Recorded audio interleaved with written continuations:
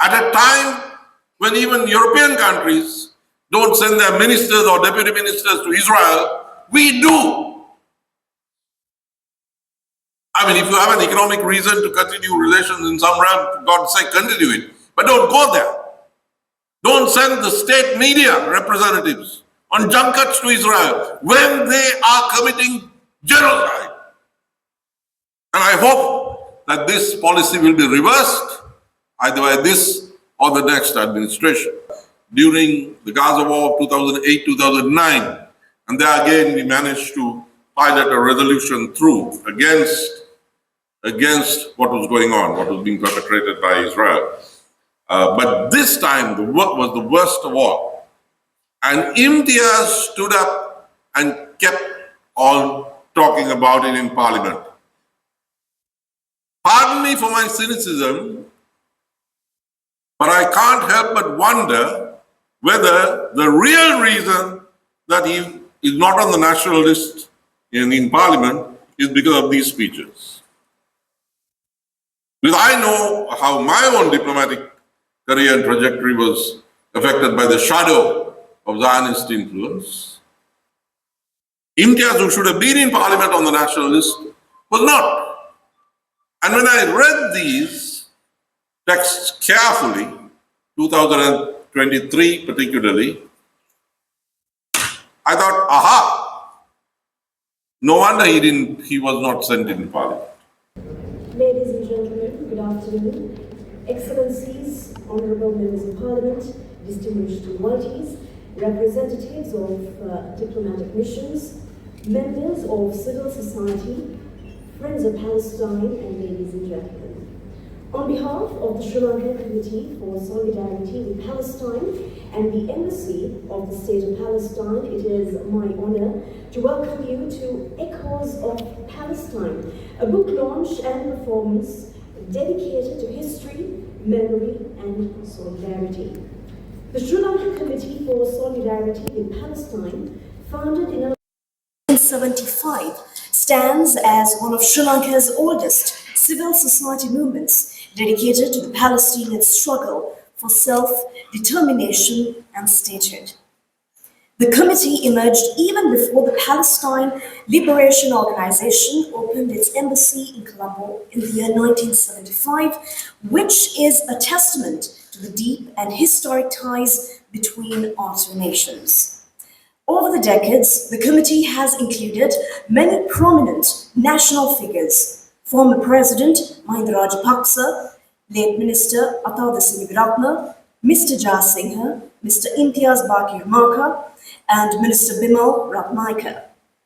And today, the committee continues its mission under the leadership of two respected journalists and justice advocates, Mr. Amin Izzuddin and Mr. Mahinda Hattaka, elected co-chairman in September 2025. Ladies and gentlemen, we are gathered here this evening for Echoes of Palestine. This title we chose because the story of Palestine is not a fading memory, but it is a persistent call for justice that the world must finally answer.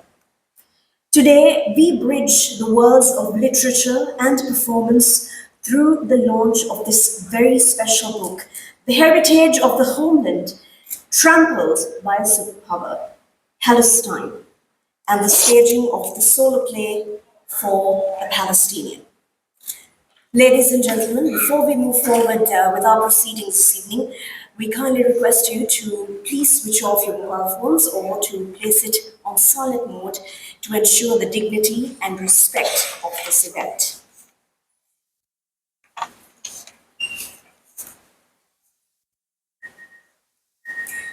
To formally begin today's proceedings, may I kindly request the audience to rise for the national anthem of Sri Lanka, followed by the national anthem of Palestine.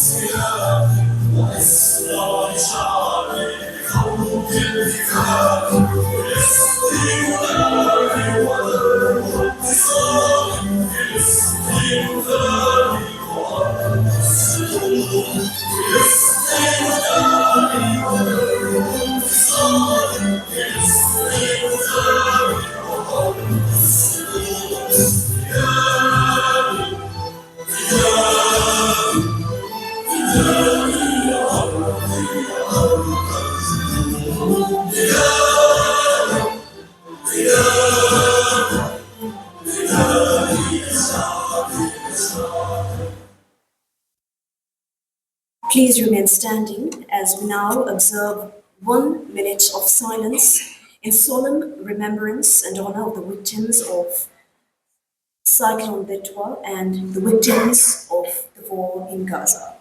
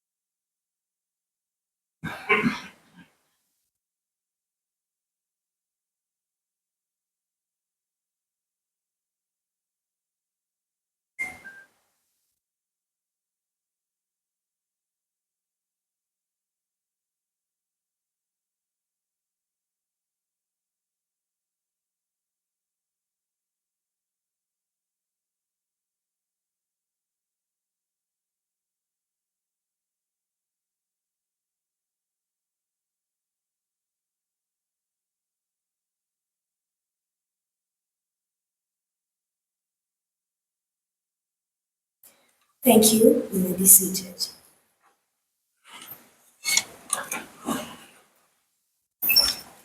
I now invite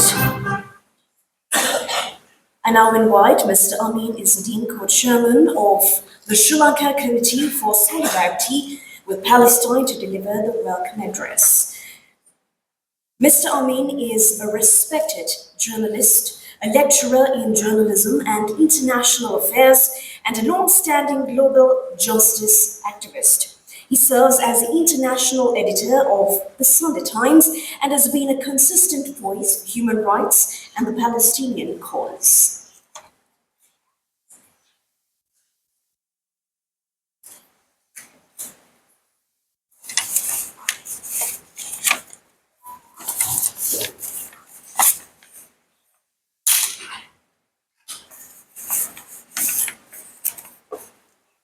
Respected religious leaders,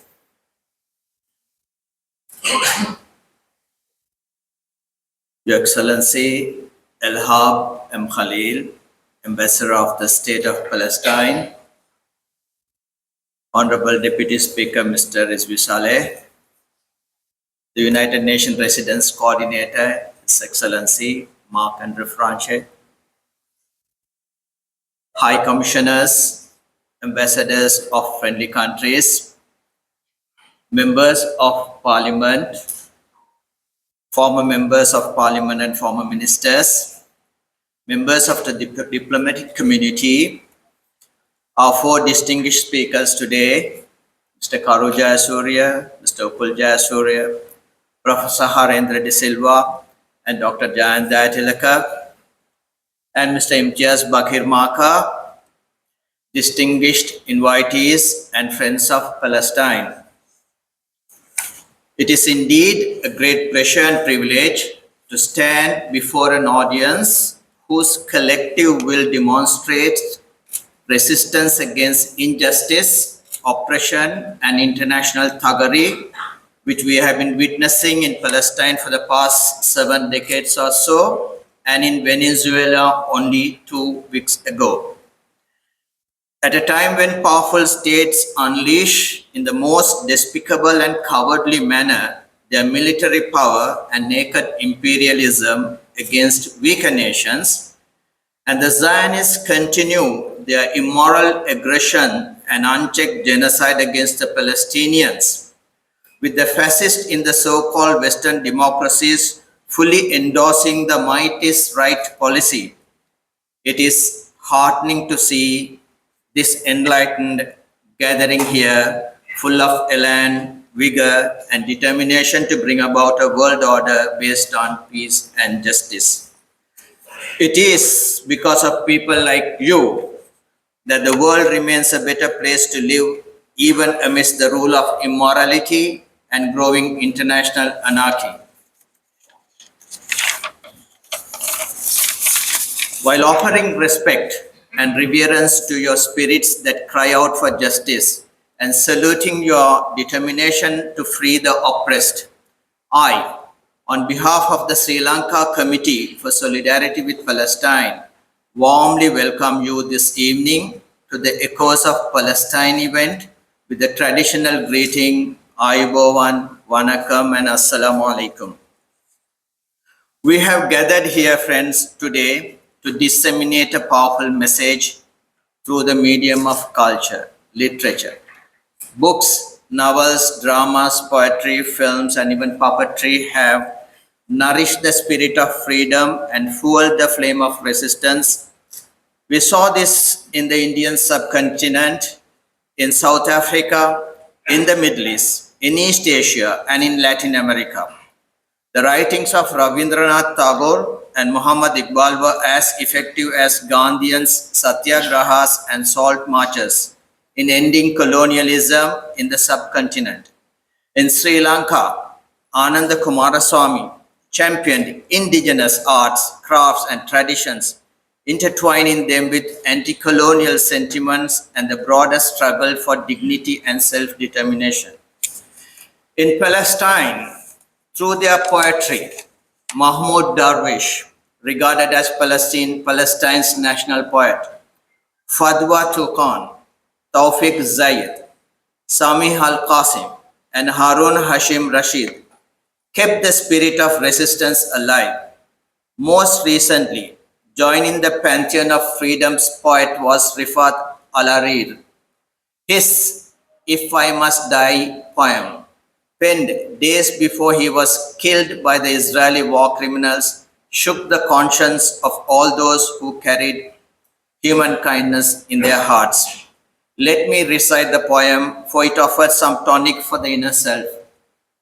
If I must die, you must live, to tell my story, to sell my things, to buy a piece of cloth and some strings, make it white with a long tail, so that a child somewhere in Gaza, while looking heaven in the eye, awaiting his dad who left in a blaze and bid no one farewell, not even to his flesh, not even to himself, sees the kite, my kite you made, flying up above, and thinks for a moment an angel is there, bringing back love. If I must die, let it bring hope, let it be a tale.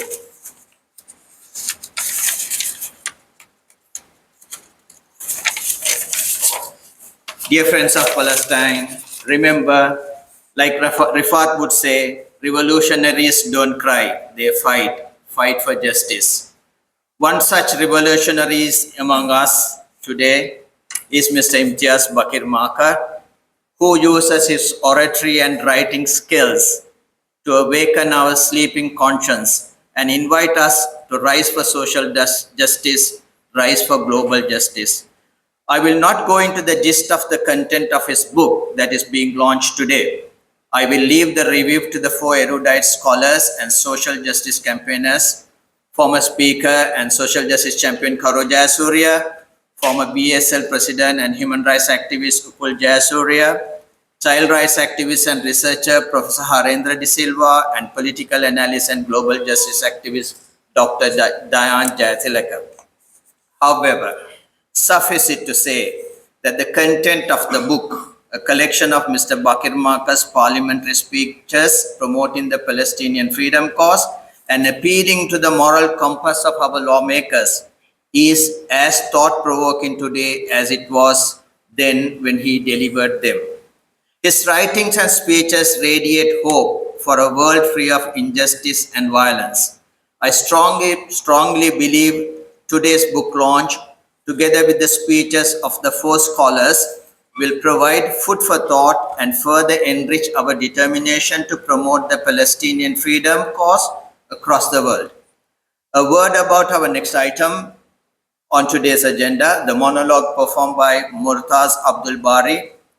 His commitment to promoting the freedom cause of the oppressed Palestinian people, I believe, outshines even our own work. For he, through the medium of art, expresses the Palestinian story more vividly than we do through activism. I hope, just like Mr. Bakir Makar's book and the speeches of our distinguished invited scholars, Baris drama written by Bilal Hassan and Aaron Chiogli and directed by Akmal Hamid will be a conscience-shaking experience. I am confident that when we leave this hall after the event, which the Solidarity Movement is holding in partnership with the Palestinian Embassy, we will depart stronger in spirit and with renewed determination to carry forward the Palestinian freedom cause. Once again, I extend to all of you a warm welcome. Thank you. Long live Palestine. Long live Palestinianism. Thank you.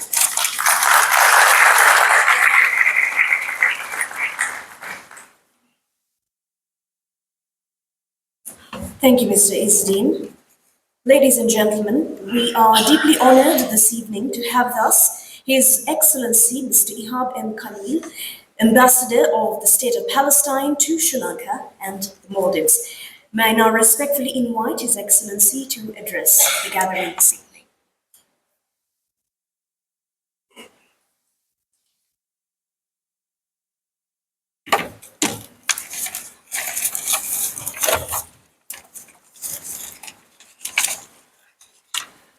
Good evening. Ayuban. Assalamu alaikum. Excellencies, honorable members of the clergy and religious leaders of all faith, honorable Deputy Speaker, honorable ministers, members of parliaments, ambassadors, high commissioners, members of the diplomatic corps, the UN resident coordinator, chairman of the Sri Lanka Committee of for Solidarity with the Palestinian people, distinguished guests. We are gathered here today for the Echoes of Palestine event, a title that speaks to the enduring resonance of a struggle the world cannot and must not ignore. Today's program carries a dual significance: the launch of an important book, The Heritage of the Homeland Trampled by a Superpower, Palestine, and the solo theatrical performance for a Palestinian. Together, these works of literature and art stand as a powerful witnesses to a history that many have attempted to erase, yet which continues to assert itself through memory, resistance, and truth. It is with profound respect and deep gratitude that I introduce today this vital and important collection of speeches, authored by a man who needs little introduction in the spheres of justice, diplomacy, and principled leadership, the esteemed former minister and former co-chair of the Sri Lanka Committee for Solidarity with Palestine and the Palestinian people, Honorable Imtiaz Bakr Markar. Through his exceptional oratory and unwavering moral conviction, he has placed a permanent record his firm and steadfast defense for justice for Palestine. As we stand here in early 2026, the echoes we speak of are not distant or abstract. They are immediate and harrowing, the cries of a people enduring one of the darkest chapters in modern human history. Despite this fragile ceasefire that began late last year, the reality on the ground in Gaza remains catastrophic. The death toll has risen over 72,000 Palestinians, including tens of thousands of children whose laughter, dreams, and stories were never allowed to unfold, whose future was stolen before they could even begin. Hundreds of thousands remain displaced, sheltering in flooded tents and the ruins of destroyed homes. As we gather here today, the Palestinian families in Gaza face freezing winter rains, illness, lack of sanitation, and the absence of even the most basic infrastructure. At the same time, vital humanitarian lifelines are being deliberately severed. International aid agency, the very institution providing food, medicine, and shelter are facing new bans, deliberate targeting, and unprecedented restriction that threaten the collapse of what little remains of the relief effort. As Mr. Philippe Lazzarini, the Commissioner General of UNRWA, stated on 30th of December 2025, the Israeli parliament passing a new legislation against UNRWA is outrageous, and I quote, these are his own words. This stands in clear violation of the State of Israel obligation under international law. The new legislation, among others, is a further blow to the multilateral system. It is part of an ongoing systematic campaign to discredit UNRWA and thereby to obstruct the core role that this agency plays in providing humanitarian development assistance and vital services to Palestinian refugees. Services which the International Court of Justice has ruled as essential for delivering on the UN's commitment to the rights of the Palestinian people, including their right to self-determination. Honorable Imtiaz Markar's book poses a haunting question. Why is the world not listening? Looking at Gaza today, that question resonates with even greater urgency. What the Palestinian people of Gaza endure is not merely the hardship of winter. It is Israel's, the occupation power, manufactured suffering of a siege, blockade, targeting of innocent civilians, and a systematic attempt to erase the people's home, history, and heritage. This book is far more than a compilation of speeches. It is a cultural archive and a testament to the unwavering commitment of a true friend of Palestine and to the enduring solidarity between our two nations, Sri Lanka and Palestine, and our brotherly peoples. For decades, Honorable Imtiaz Bakr has championed the Palestinian cause, not as a distant foreign policy issue, but as a fundamental part of human rights, justice, and self-determination.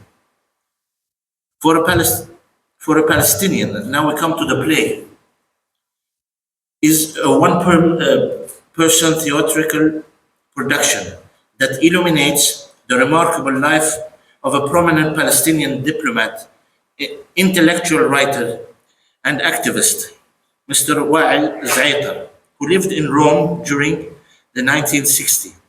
Through the lens of his extraordinary personal journey, the play unfolds as a contemplative exploration of identity, displacement, cultural heritage, and enduring tensions between love, exile, and belonging. Written by Bilal Hasna and Aaron Killer Shoshoglo. I hope I had that right. Right? He's Turkish, by the way.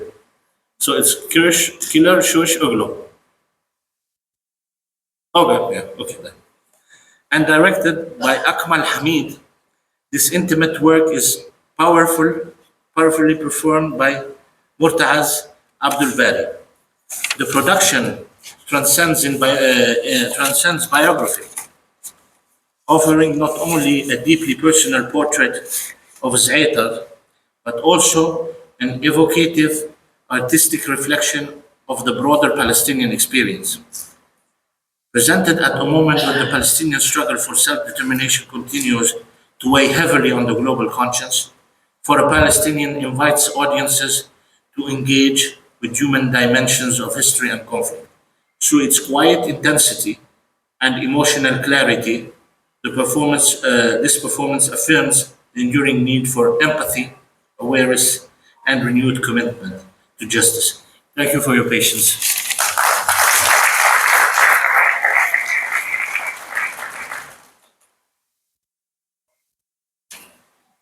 Thank you, Your Excellency, for your inspiring and heartfelt address.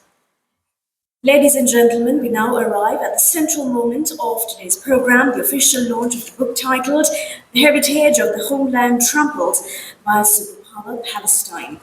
This significant work is authored by the former minister and former co-chairman of the Sri Lanka Committee for Solidarity with Palestine, Honorable Imtiaz Bakir Makar. His dedication to this cause is woven into every page of this publication. I now invite the dignitaries to kindly proceed to the stage for the official launch. In a gesture of profound solidarity, the first copy of the book will be handed over to His Excellency Mr. Ihab M. Khalil, Ambassador of the State of Palestine to Sri Lanka and the Maldives, by the author, Honorable Imtiaz Bakir Makar. Your Excellencies, we most respectfully invite you to the stage for the presentation.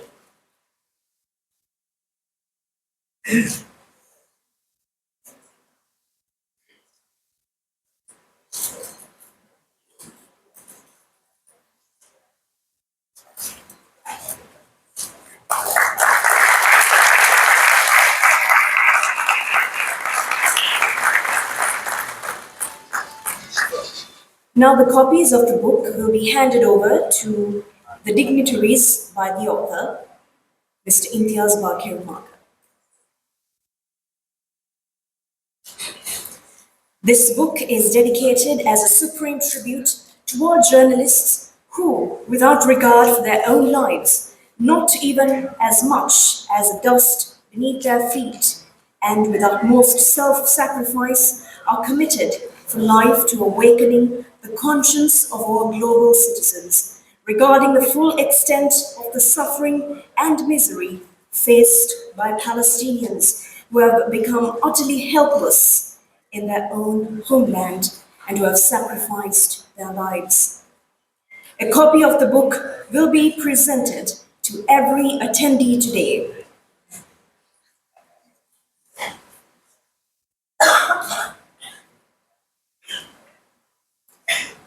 A special mention to Al-Hajj Ifam Zain and Al-Hajj Rifaz Rizvi for sponsoring the printing of this book.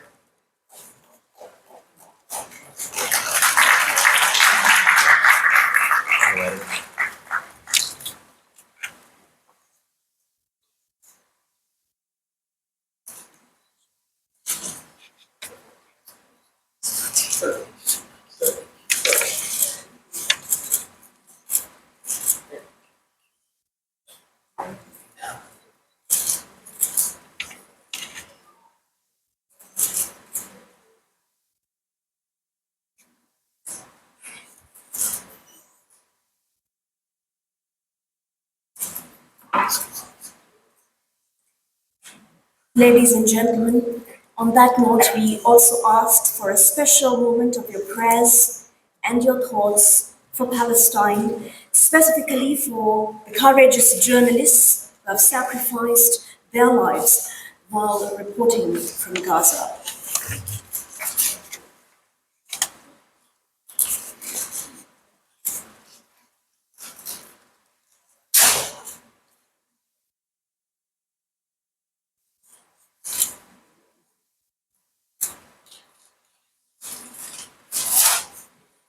Thank you, Your Excellencies. We now move forward to the book reviews.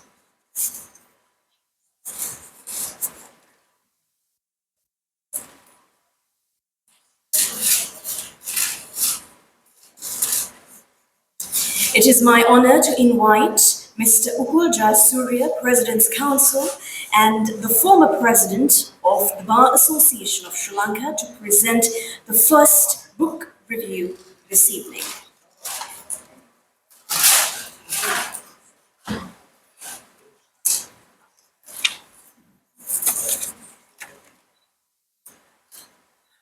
Your Excellencies, distinguished ladies and gentlemen. We in Sri Lanka suffered death and sorrow and fear just on one day, that was the 27th of November. But we feel how much the fear and sorrow is being suffered and felt by those in Gaza and Palestine every day, in and out. As was heard by His Excellency, more than 10,000 children have died and are dying even at this very moment. We gather at a moment when silence has become moral failure. What is unfolding in Palestine today is not merely a geopolitical conflict or a clash of narratives. It is a profound test of our shared humanity and the principles we claim to uphold: justice, equality, dignity, and respect for human life. Palestine stands today as an open wound on the conscience of the world. For decades, an entire people have lived under occupation, displacement, siege, and systematic denial of fundamental rights. Children grow up knowing checkpoints before classrooms, drones before dreams, and fear before freedom. To speak of Palestine is not to engage in rhetoric, it is to acknowledge suffering that is real, continuous, and undeniable. Nelson Mandela, who knew oppression firsthand, reminded the world our freedom is incomplete without the freedom of the Palestinians. He understood that injustice does not exist in isolation. When one people are denied dignity and self-determination, the very idea of justice is weakened everywhere. The world cannot claim ignorance. Images of destroyed homes, overwhelmed hospitals, displaced families, and lifeless bodies pulled from rubble have reached every corner of the globe. What is lacking is not information. What is lacking is moral courage. What is missing is the political will to act when action is inconvenient. In this context, it is important to recognize the voice of the conscious that continue to speak with clarity and consistency in Sri Lanka. Ex-parliamentarian Imtiaz Bakir Makar. He has repeatedly raised the Palestinian issue and the voice for those who are voiceless in the parliament, not as a member of politics alone, but as a question of humanity and international law. His speeches remind us that solidarity with Palestine is not rooted in religion or ideology, but in universal principle. Imtiaz Bakir Makar has emphasized that the Palestinian question is fundamentally about occupation, collective punishment, and denial of self-determination. He has spoken of United Nations resolutions ignored with impunity and of a global order that applies international law selectively.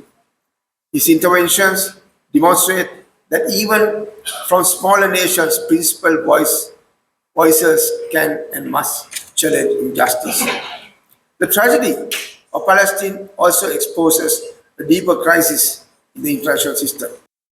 Out of the horrors of the Second World, international law was designed to protect civilians and restrain the abuse of power. Yet, today we see those laws violated openly and repeatedly, often without consequence. When accountability depends on power rather than principle, the law itself is hollowed out. Hannah Arendt once warned that great evils are often committed not by monsters but by ordinary people who choose convenience over conscience. Indifference, bureaucratic language, and selective outrage have become tools that allow injustice to persist while appearing normal. Let us be clear, condemning the killing of civilians is not controversial. Defending the rights of children is not radical. Calling for adherence to international humanitarian law is not extremism. These are the minimum standards of civilization. Yet, when it comes to Palestine, even these basic truths are often questioned and dismissed. The humanitarian catastrophe we witness today is not accidental. It is the foreseeable outcome of prolonged occupation, blockade, and deprivation. When hospitals lack fuel, when water is unsafe, when electricity is cut, when entire neighborhoods are erased, this is not collateral damage. It is collective punishment explicitly prohibited under international law. Martin Luther King Jr. reminded us that injustice anywhere is a threat to justice everywhere. The world accepts that one people can be permanently denied freedom and dignity, then no people can feel secure. The precedent set in Palestine will not remain confined to its borders. Despite decades of suffering, the Palestinian people have shown extraordinary resilience. They continue to assert their identity, protect their culture, and demand recognition as equal members of the human family. Their struggle is not for supremacy, but for dignity and for domination, but not for domination, but for survival. We must also reject the dangerous conflation of legitimate criticism with hatred. Accountability is not hostility. Justice is not prejudice. Confusing these concepts, silence debate, and obstructs peace. True reconciliation requires truth, not denial. Sri Lanka's own history gives its moral responsibility to stand against occupation and injustice. Nations shaped by colonialism and conflict have a duty to uphold the right of people to self-determination. These are not abstract ideals, they are lessons learned through suffering. But responsibility does not lie with governments alone. Civil society, professionals, religious leaders, students, and ordinary citizens all over the world have a role to play. Silence is not a neutrality when oppression is systematic. Albert Einstein cautioned that the world is destroyed not only by those who commit evil, but by those who watch without acting. Edmund Burke, the philosopher, also said something similar to that. The tragedy of Palestine is dependent by a global audience that watches, debates, and moves on while lives are shattered beyond repair. There is also a profound spiritual dimension to this crisis. Across the faith traditions, the sanctity of life is central. The Buddha taught in the Dhammapada, all tremble at violence, all fear death. Putting oneself in the place of another, one should not kill nor cause another to kill. Peace cannot be built on bombardment, siege, or humiliation. It cannot emerge from the denial of rights. Sustainable peace can only be founded on justice, equality, and mutual recognition. Any arrangement that ignores Palestinian right is not peace, it's merely a pause before the next catastrophe. As we reflect on Palestine, we must ask ourselves, what kind of world do we wish to inhabit? One where power overrides law, or one where law restrains power, one where some lives are valued more than others, or one where every human life matters equally.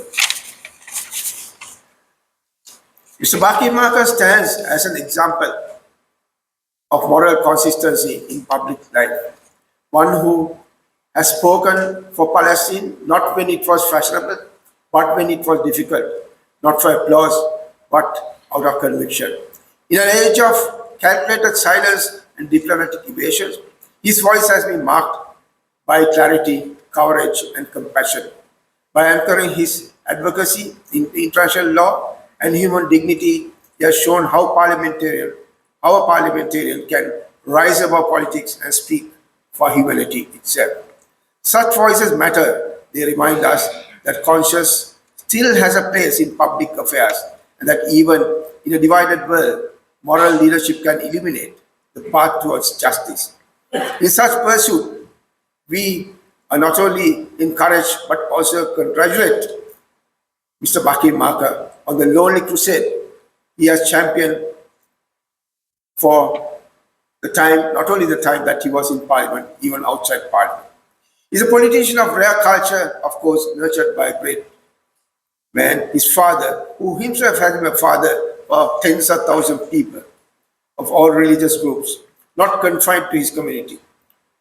I will be failing my duty if I don't mention that he has also inherited the leader-like qualities of the late Datti Senanayaka.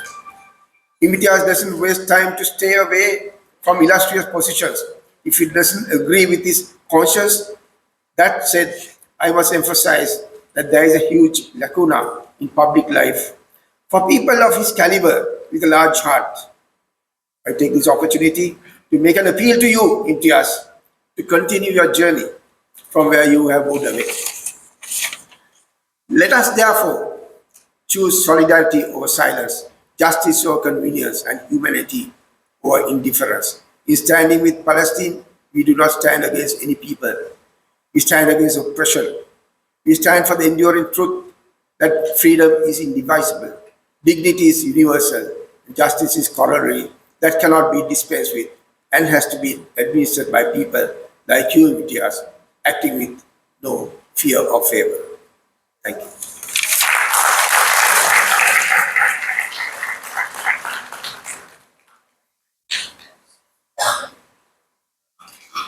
Thank you, sir, for your insightful remarks on the book and the author, Honorable Imtiaz Bhatt. Next, may I invite Professor Harendra De Silva to review the book. He is a recipient of the National Award of Vidya Jyoti in 2017 and a researcher in pediatrics, international security and arms control, and international relations.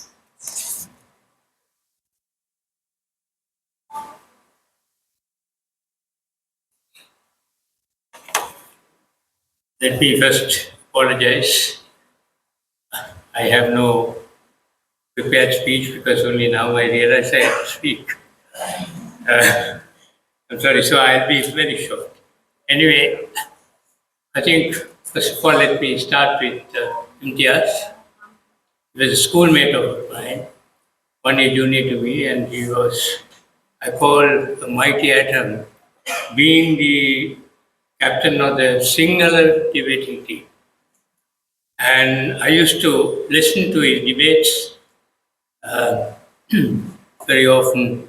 And then I'm sort of a fan of his in the political sphere as well as his activism against the Palestine, against the oppressors of Palestine.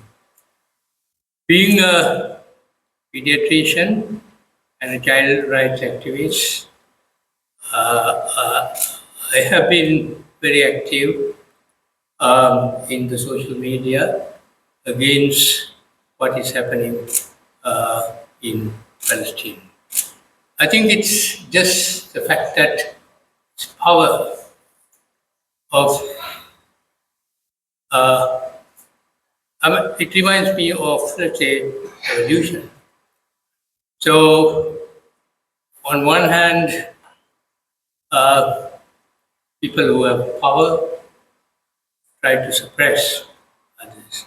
On the other hand, the will to survive, we need to survive either as a race or as a group of people, and that will lead to a reaction. And one of the Newton's laws is every action will have an equal and opposite reaction. And I think October 7th was part of that. You can't suppress people for too long. So I have been very active in a way about the social media, and then I've been people have tried to suppress me. Some of my colleagues and friends have told me not to speak out in the social media, especially large groups of people like doctors' groups. And I think, as Upul mentioned, silence is deadly.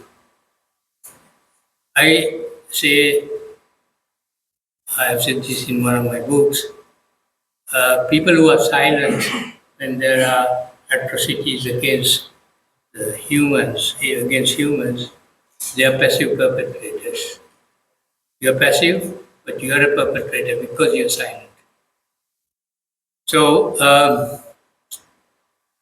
I think the biggest perpetrator or perpetrators in this world, the anarchy that is going on in this world, are because of the passive perpetrators.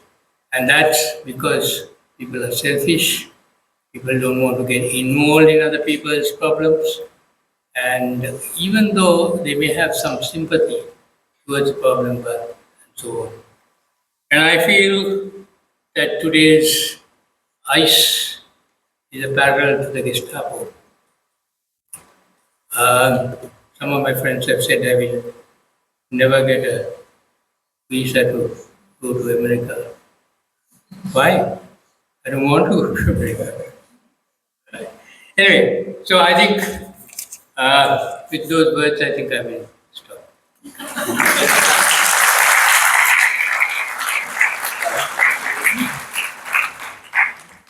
Thank you, Professor.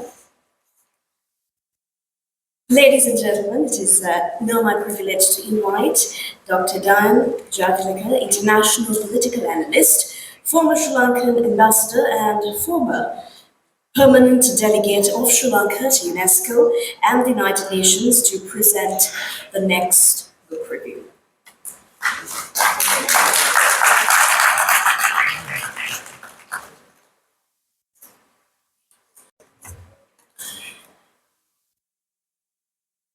When I was a student of political science, which I still am, I suppose, we were taught that Niccolo Machiavelli made the important scientific breakthrough of removing religious and theological criteria from the study of politics.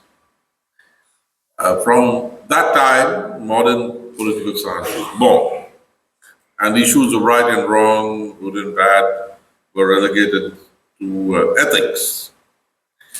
But with the Second World War and Nazism and the concentration camps, the term evil returned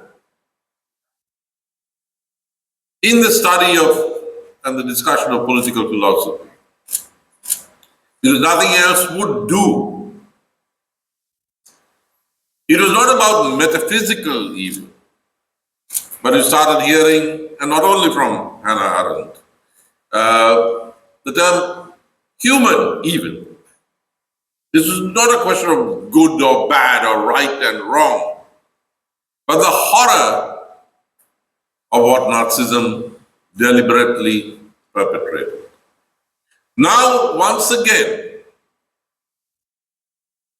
in the question of Gaza and the behavior of the Zionist state, no other category will suffice but that of human evil. In that sense, our generation, like that of the 1930s and 40s, and the immediate post-war generation, has to grapple with and stand up against not just something bad or unjust, but against evil in human affairs and the behavior of states. And today we find that though the United States of America is not as bad as the Zionist state of Israel, there is the element of imitation of evil.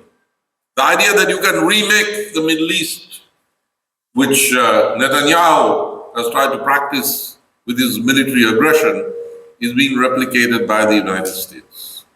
So our fight for Palestine, for Gaza and the occupied West Bank, and against the policies of the Netanyahu administration, is a necessary part of the struggle, even against what we see today, a greater power, a superpower, trying to imitate the same behavior and remake the world in the manner that it thinks fit.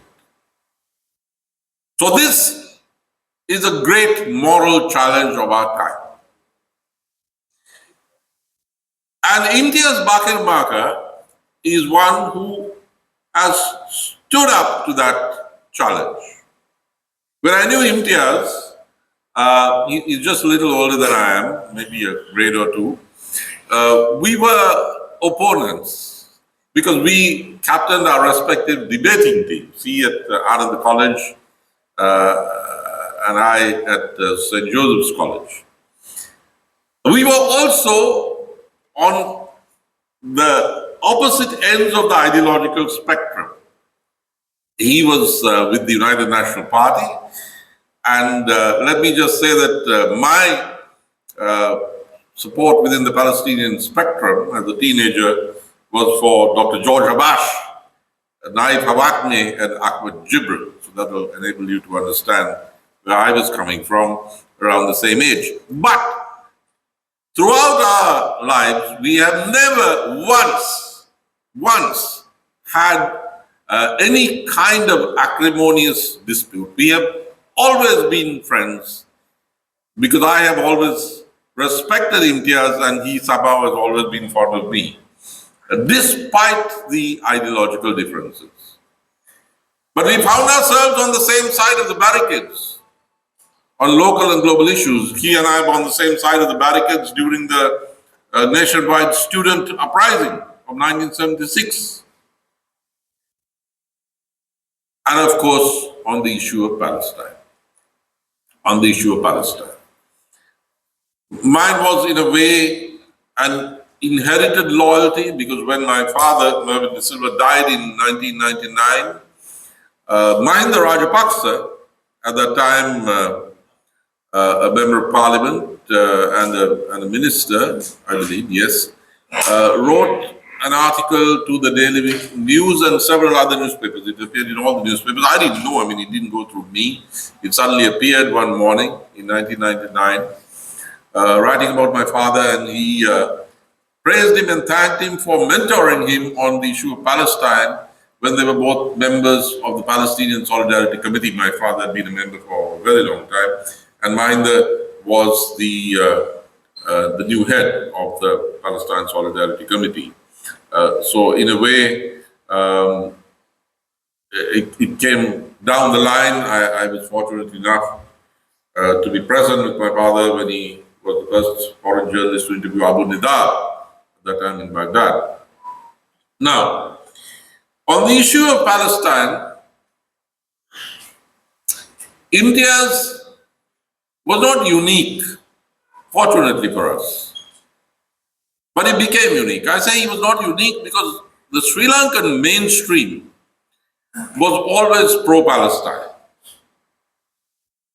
To such an extent that even when the president of the time, President Jia Jayawardena, thought it was necessary during the war, and I think he was mistaken in this, to pay heed to his Minister of National Security, Lalita Mudali, and induct Israeli military advisors, Sri Lanka was one of the very first to recognize the PLO government in exile. We always tried to balance, even if we were doing something wrong on one side for reasons of state, we always tried to balance. And of course, balance was not the only thing we did. Sri Lanka was in the forefront on many occasions on the issue of Palestine. I was fortunate to be the ambassador who represented Sri Lanka at UNESCO in 2011 when Palestine was inducted as a new member. It was a very difficult fight. Secretary of State Hillary Clinton came over and lectured to us in Paris and told us personally that the United States would cut 60% of the budget of UNESCO. And she said that it was committed by Congress resolution to do so. Now, it takes a two-thirds majority for a new state to enter, to become a member of UNESCO. And we won that battle with more than a two-thirds majority.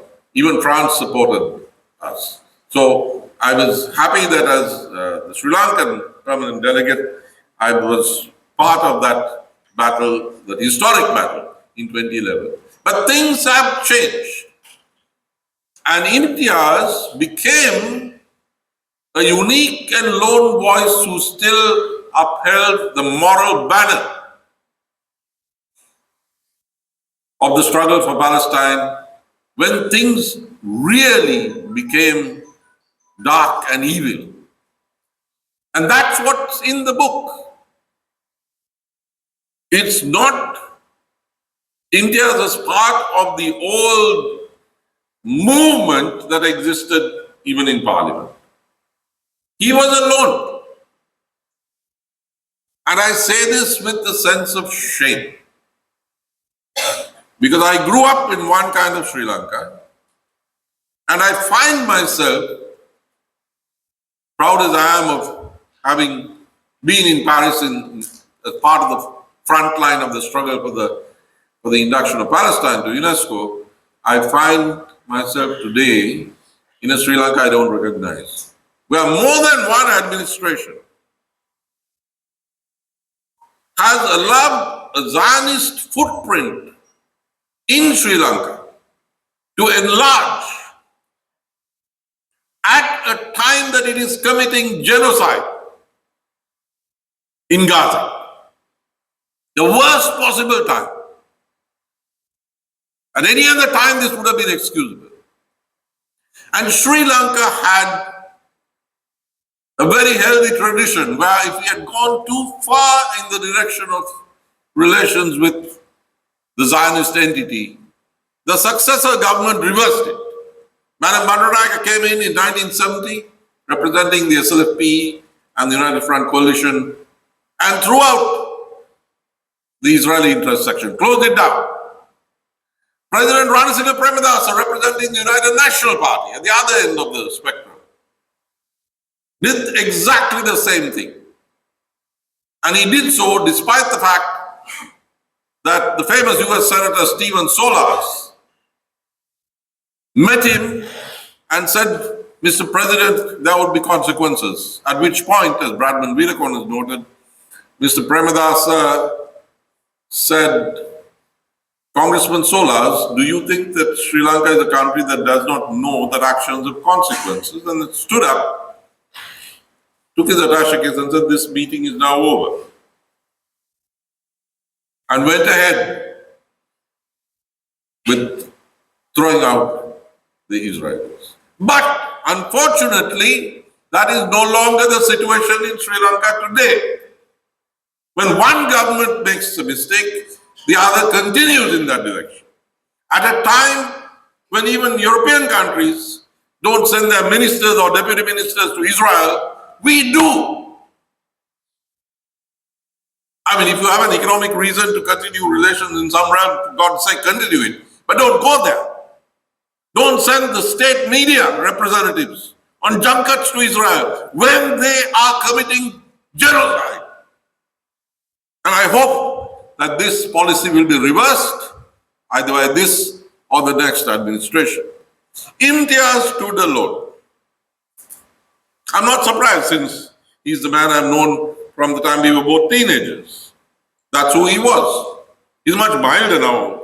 Somebody said he was known as the mighty atom. He was he was very supercharged at that time. I suppose so was I, but he has remained the same. And those speeches in this booklet, this one, read them carefully, because this was at the time of the Second Gaza War. I was Ambassador Permanent Representative in Geneva during the Gaza War of 2008-2009.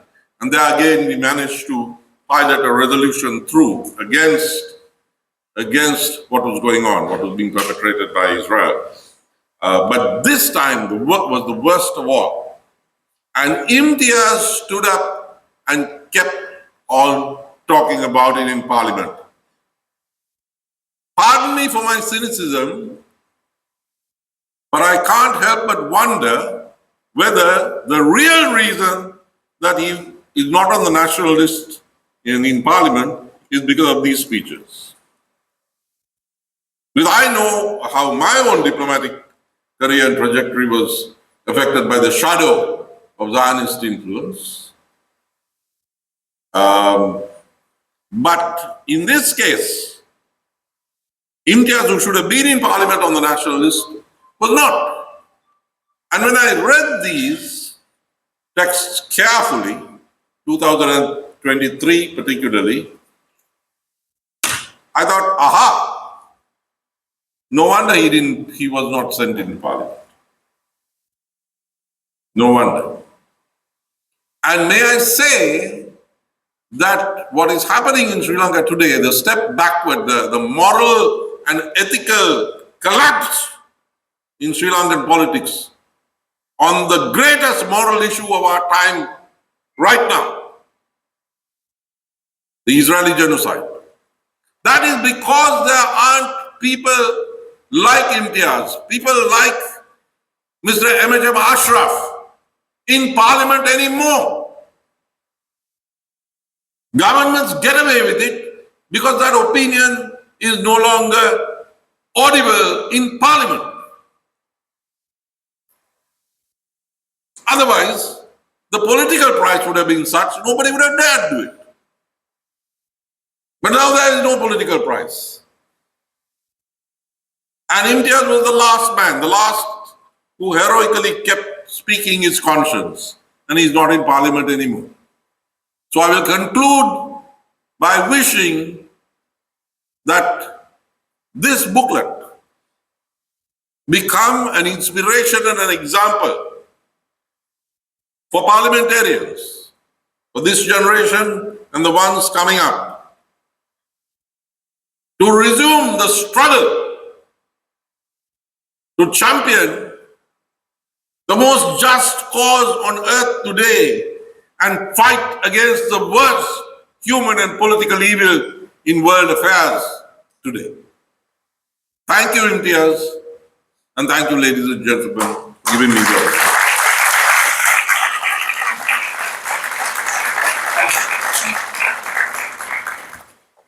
Thank you, Dr. Jayapalika, for those strong and impactful words this evening. Ladies and gentlemen, it is now my honor to invite Mr. Karo Jayasuriya, former Speaker of the Parliament of Sri Lanka, to present the next review.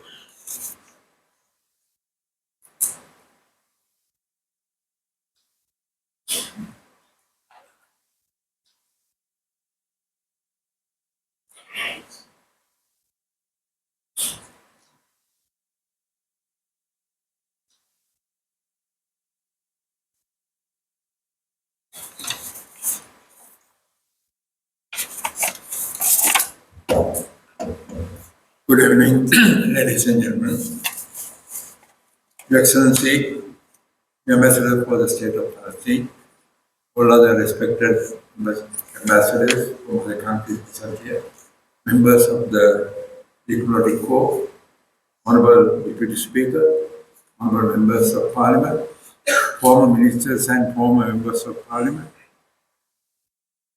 So today's distinguished speakers, Mr. Amin Izzadin, Professor Harendra Selva, Professor Dr. Danjay Tilaka, and Mr. Pujasuri. Honored guests, ladies and gentlemen, and Mr. Imtiaz Bakir Marker, the author of The Heritage of the Homeland, Tramped by a Superpower, Palestine. Thank you for inviting me for the launch of this book, where literature and performance come together to remind us of something the world often forgets in noisy debate. That behind every issue, there is a human life, and behind every statistic, there is a name, a family, or story. Organizers asked me to say a few words on this occasion. As a former parliamentarian, I have learned that a few words can be the most dangerous instruction in public life because it tempts one to become enthusiastic. I will try to be disciplined, but it is not easy to be brief when we are speaking of people whose suffering has lasted so long and whose longing for dignity has been so consistently tested. Every morning at 5:30, I have the habit of watching the world news. When I see the killing of innocent people, starvation, bombing of houses, destroying of hospitals and schools, and children in the food queues, it gives me a lot of sadness. My heart, I cry from my heart every morning when I see these scenes. In our time, conflicts are often reduced to headlines. We see numbers, images, maps, and slogans. We see the arguments treated like weapons. One side shouting, the other side responding. Yet a human being is not a headline. A child is not a collateral. Mother is not a statistic. And grief is never political to the family living in it. When we reflect on Palestine, we are not only reflecting on a distant geography, we are reflecting on the moral condition of the world, on what happens when power speaks louder than principle, and when the ordinary person pays the highest price for decisions made far above their head. That's a simple truth I believe we must keep close, especially at moments like this. Now, none of us choose our race. None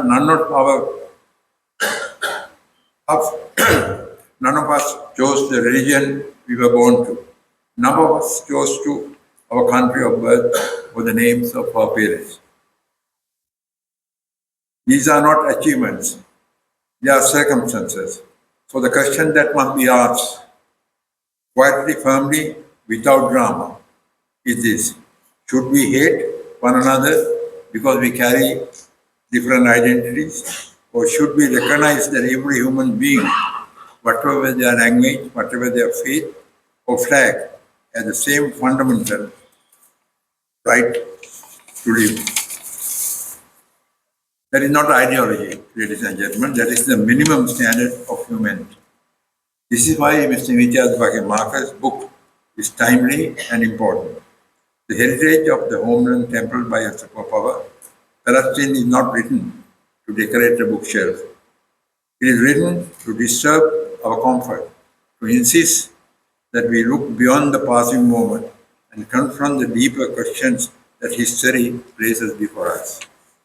What becomes of a nation's heritage when it is repeatedly uprooted? What is lost when homeschool and sanctuary becomes unfulfilled? How does the people preserve identity when life is lived under constant pressure, when even the ordinary rhythms of living are interrupted? The book does not stop a conflict, but a book can do something that is not small. It can prevent forgetfulness, it can restore memory, it can challenge the dangerous habit of becoming used to suffering. In that sense, literature is not a luxury. At its best, it is a form of moral resistance. Mr. Imtiaz Marker is known in Sri Lanka not only as a former minister and a public servant, but a person who has long engaged with questions of justice, coexistence, and the responsibilities that come with citizenship. He is one of our rare type of politicians, a gentleman politician. That is why everybody loves him. Whether he has power or otherwise, he led a life of respect. So I commend him for choosing the harder path, to document, to argue, and appeal to the reader's moral imagination. And I want to say this clearly: whichever way one approaches this subject, through politics, diplomacy, law, or faith. There is moral center that should hold us together. That center is the value of human life. Argument exhausts the theatre and poetry and music can still reach the human being behind the opinion. So my hope tonight is simple. I hope we do not leave this hall thinking only that we attended an event. I hope we leave with renewed sense of responsibility to resist indifference, to resist the numbing of our conscience, and to remember that the measure of a society is not how loudly it speaks, but how faithfully it protects the dignity of the human person. If we are to call ourselves civilized, if we are to claim the inheritance of religions, democracy, and human rights, then we must be brave enough to affirm a principle that should never be controversial. Every human being has a right to live. Every child has a right to safety. Every family has a right to dignity, and every homeland deserves a future. I congratulate Mr. Mithat Bakir Martin on this publication, and I thank the Sri Lanka Committee for solidarity with Palestinian with the Palestinian solidarity movement and His Excellency the Ambassador. May the cause we hear tonight not fade when we step outside. May they remain with us as a call to conscience, compassion, and peace with justice. Thank you very much for the courtesy of your attention. Have a good day.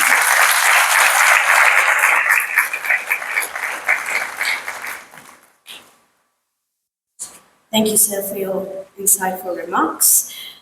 Ladies and gentlemen, we now move from the written word to the power of performance. We are proud to present the solo play for the Palestinian, written by Bilal Hasna and Arun Kilajoglu and directed by Akmal Hamid. This piece is brought to life by performer Murtaz Abdul Bari. Ladies and gentlemen, I invite you all to open your hearts and minds to this powerful experience.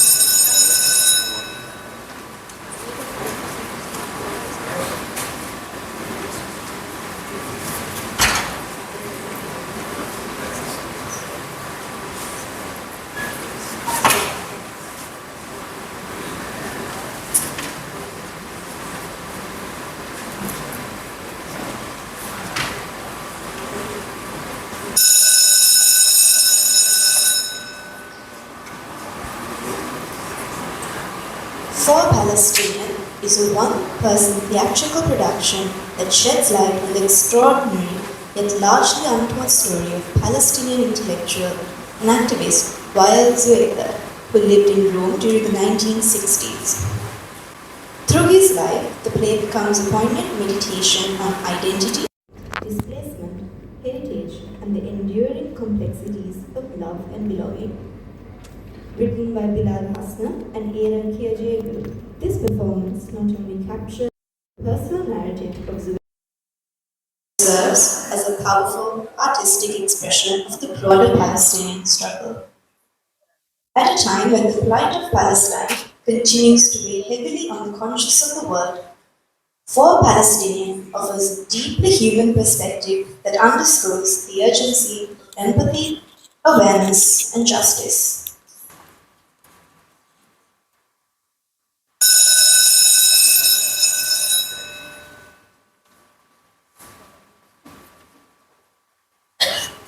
Ladies and gentlemen, For Palestinian by Bilal Hasna and Aaron Kiajegu, directed by Akmal Hamid and performed by Murtaz Abdul Bari.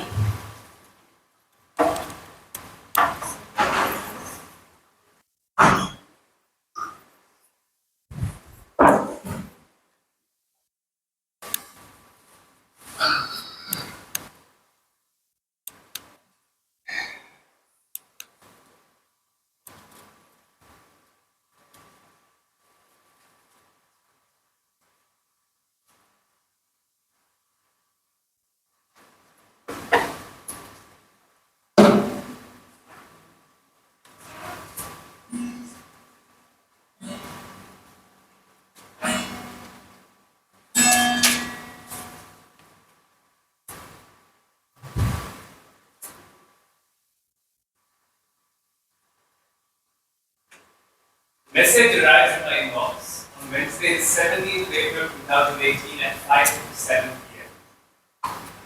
Dear Hani Asma Bilal Iman, it is with great pleasure that we welcome you to our Kenya Hall of West Jerusalem, not the wedding of Ahmed and Allah Hassan. We look forward to seeing you there. Best regards, Ahmed, Sadi, Fuad, Allah, Nabil, Sakib, family. Ali Senior, Ali Junior, Tahane, Khaled, Ibrahim, Nadia, and Hussein. My mom is getting married! My mom is getting married! Am I going to be able to talk to you? Yes, absolutely. Have I waiting for less than 5 times? Sure. But that's already on side side. So it's happening. We're going. It'll be the first time I go back to Palestine since 2011. I was 12. And to be honest, I was a bit naive. Okay, I was very naive. I'm talking like wearing a police puffed gentleman posing with the peace sign next to the separation wall. I'm naive. But I'm 19 now. I will do my second year of college. And I've learned a bit more about my Palestinian heritage. Right? I know the history better. But I've been thinking, I've got 5 months until the wedding. So I'm going to do my research and get to know the history a bit more. Reconnect to my roots sort of thing, and so I start. And I must tell you, in the beginning, it's all of these YouTube intro videos and Wikipedia articles and things like that. But later I'm actually reading books. And it is in the middle of this quite dry and complicated history about 1001 Nights that I find the most amazing story.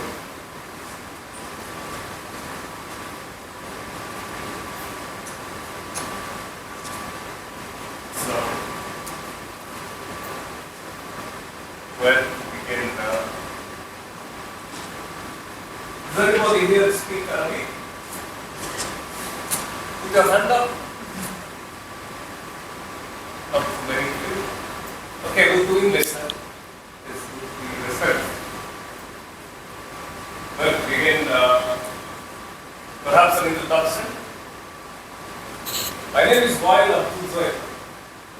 I was born in Nablus, Palestine in 1934. And since then, I've never been able to stay still. You know, I still remember me and my friends were cycling in the whatever. Smelling the sweet taste of the orange grove, swimming in the sea. I studied civil engineering in Baghdad. Arab parents, what can I tell you? And then I went to Kuwait for work and later to Germany. But it is in Rome that my life truly began. When I arrived here in 1962, it is like I'm being thrust into the heart of culture. Yeah, I mean, there is music here, and there is art, and there is literature, and there is food, and it is almost like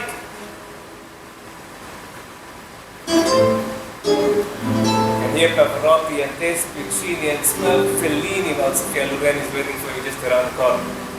Yeah, I mean, there is history, and it is undisputed. It's been made in this moment in the piazzas over espresso and vino. And it is here, on an evening in July 1962, that our story begins. I'm at the back of a luxury shopping mall, a Resto Consort. My friend and roommate Salvatore has brought me here. Salvatore is the type of friend who's very, very loud. And although his shirt has a lot of buttons, his shirt is always half unbuttoned. Andiamo, amico! The space is packed to the brim with students all around. And the paintings are sort of strung to the ceiling with strings, which visually looks great, but practically is a nightmare. So here I am squashed between two paintings when I still like.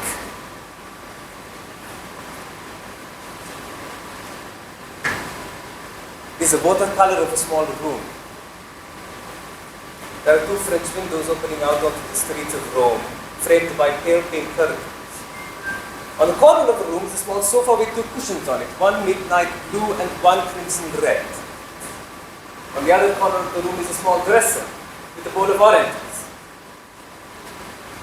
The colors of this painting are so vivid that the moment you notice the bowl of oranges, it makes the entire image orange. Yes, I like. What do you like about it? Voice is coming from behind the painting. I look down and I see the tail end of a yellow dress with two sandals turned in on each other. I'm sorry, it feels like I'm talking to the painting. Yeah, this setup, it visually looks great, but practically is a nightmare. Exactly. So what do you like about it?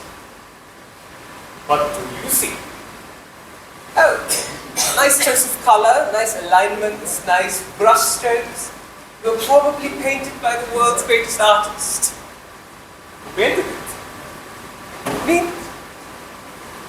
And the one you're looking at? Oh. So, what do you like about it? I'm trying to improve my craft and I'd really appreciate the criticism. Orange. You think it's orange? There's not a lot of orange in that picture. I like orange. Orange reminds me of the sea. Orange reminds you of the sea.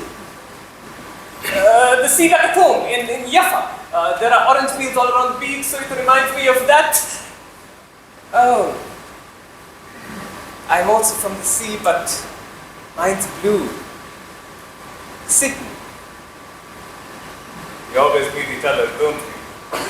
Who? The people of the sea. I see her feet turning in the direction. I think somebody has tapped her and is trying to get her attention. My name is Wyatt. Janet. She says, "It's nice to meet you, Wyatt." And then she turns and walks away. The image of an orange imprinted on my mind. I return home. Home is number 19. We are in Rio Fiore, or we know it as Mariuccia's Pensione. Mariuccia's Pensione. Mariuccia's Pensione. Ah, come on. Mariuccia is 79 years old and she wears each and every one of those years on her sleeve. And she's beautiful in only the way life can make you. Vita Quali! Mariuccia loves throwing these big dinners and watching from the sidelines. And tonight, she has made homemade ravioli, fresh caprese, grilled cream, all mashed some warm Chianti, voila! All of us here are foreigners. All of us here, except for Salvatore, he's technically from Sardinia, so he might as well be from a different continent. As he would often say, I might as well be an Arab. Then there's Corey, British aristocracy, in Rome for personal development, paid for by the parents. But he has access to some fine records, so we like to keep him around. Has anyone heard about Layla's friend Amir? Not my friend. I love her. That's Layla. She's the translator. She's the real bohemian amongst us. She and I are actually working on a translation of the 1001 Nights directly from the original Arabic. You professionals say what's in mean. Dinner here is always a bustle of half understood and highly pretentious conversations. And usually I'm in the middle of it all. But tonight when everything feels like a bit of a distraction, well, whatever Amir is to you, I've heard he's gone off to Algeria. Algeria? Yes, the fever of independence. The chap's gone absolutely mad with it. It will be slaughtered, amigo. Yes, it's his own fault, isn't it? But it's his home. This nationalism in the British country. C'est juvenile, or juvenile. Miss, it didn't end well in you.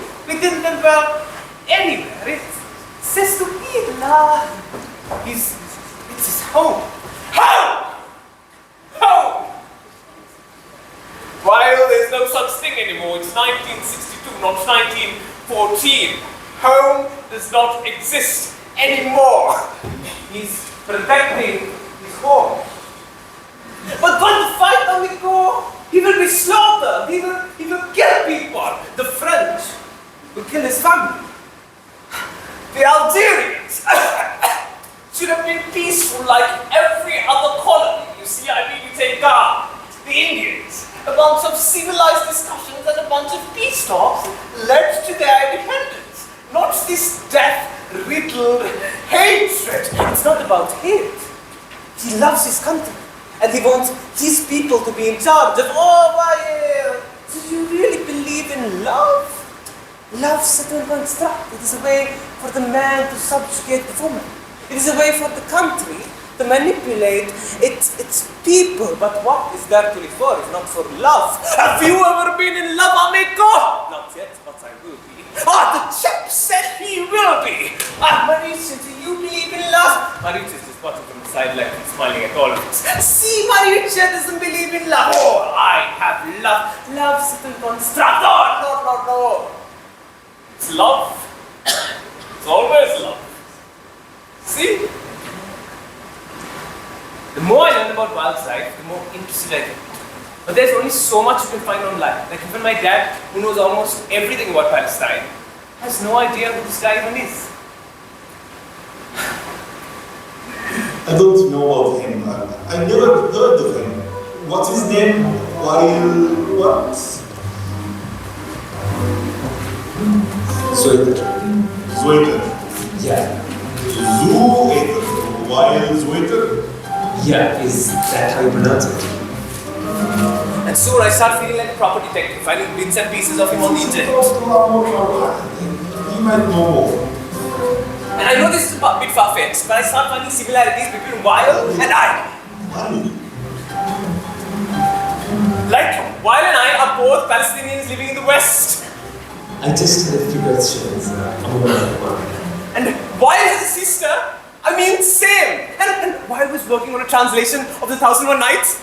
And I have read the 1001 Nights. It's like we're connected.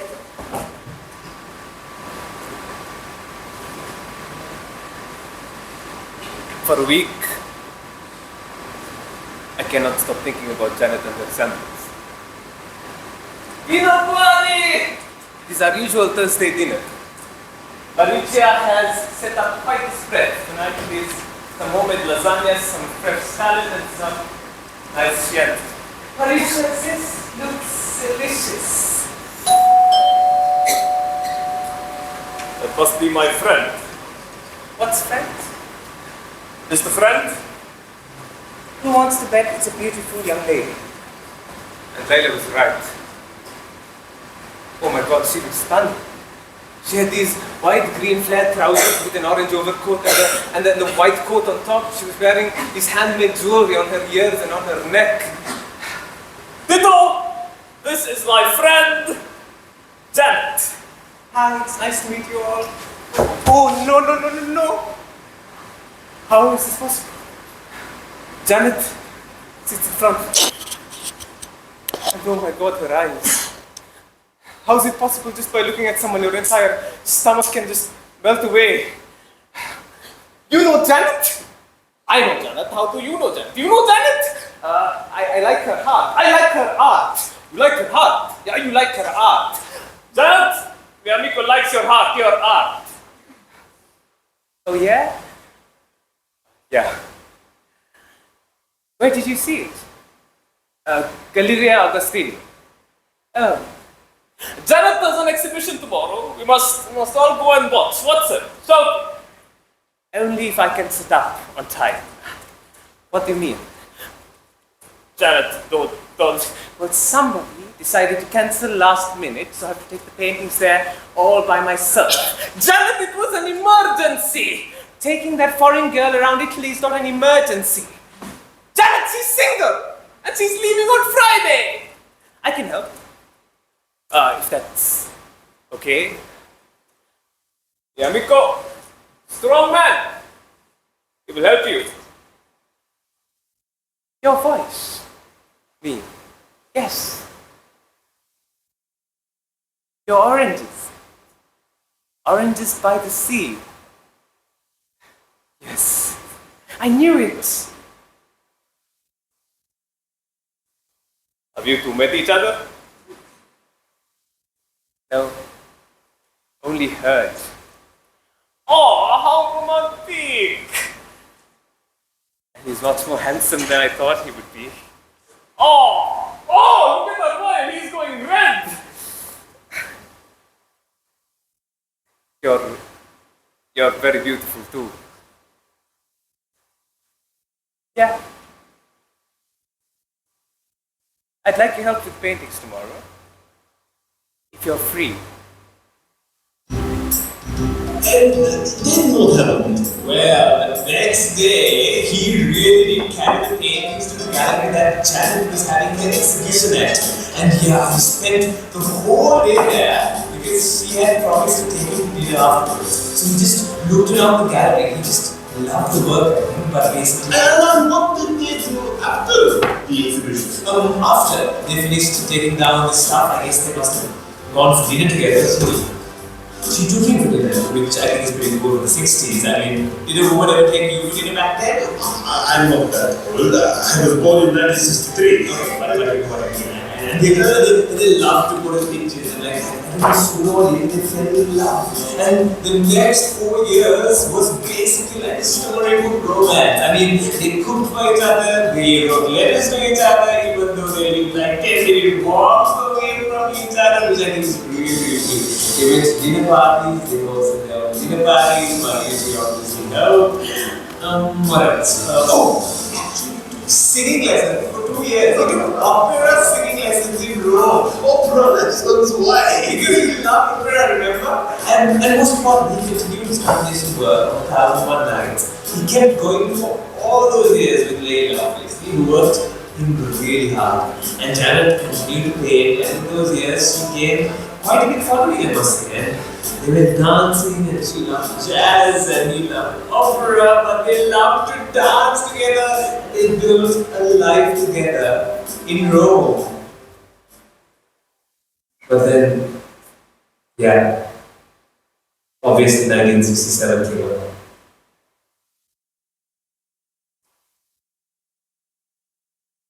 May 1967.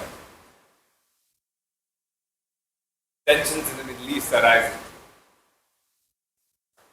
The Egyptians and the Israelis are up to something, and we all hope it's not war.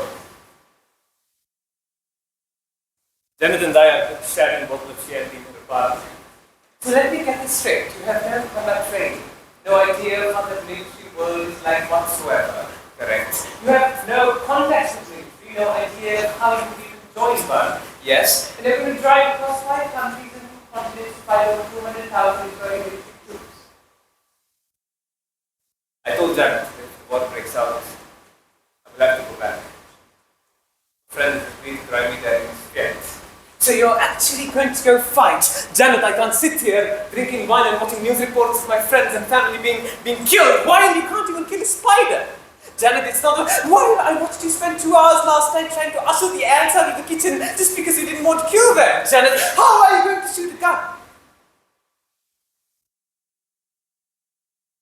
You've nothing to prove. I'm not trying to prove anything. You're just as Palestinian here, at home. Palestine is my home. Die. Something will die if I don't. Something. Well, forgive me for not wanting to lose my partner over some random abstract noun. I'm sorry, I can't translate this feeling for you. I need you to try. Janet and I spent the entire week watching news reports from her apartment until The tensions in the Middle East over the Gulf of Aden blockade develops into full-scale warfare. June 5th, 1967. I decide to leave Rome that night. My friend has agreed to take me there in his Fiat 200. We will be driving across 5 nights through Yugoslavia, Bulgaria, Turkey, Lebanon, only stopping for food and rest.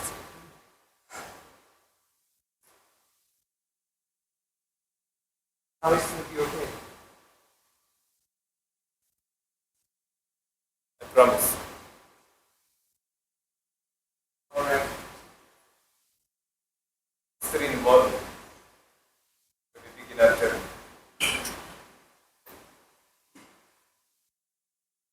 It's funny, crossing from west to east. I wish I could tell you these dramatic changes.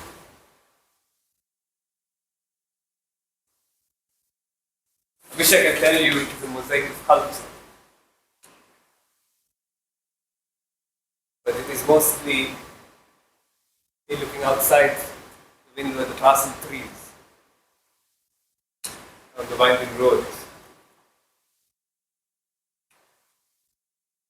It's mostly people being people the way people are across the world. The journey is a rather silent one. Silent except for the sound of the radio.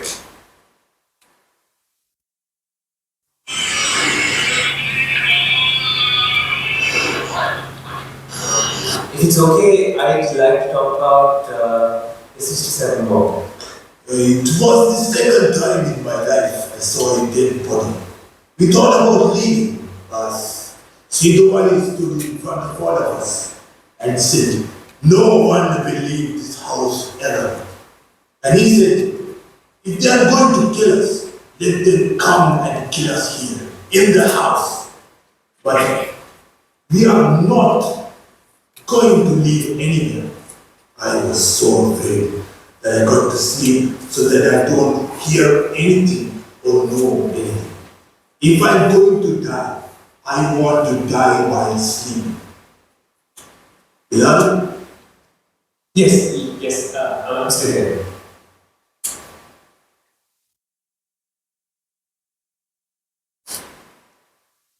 June 10th, 1967. We traveled 3,167 kilometers in the Fiat 1200. We're by the coast of Beirut, almost 2 hours to the border of Palestine. There are 5 cars stopped in the middle of the road. As we take the turn, there are 4 more cars stopped there, with 2 people standing in front of the car, hugging each other. Shufi Mafi. A friend stops his car. Soon everybody has stopped their cars and they're all getting off and they're all hugging each other and they're all saying the same thing. Alas, it is over.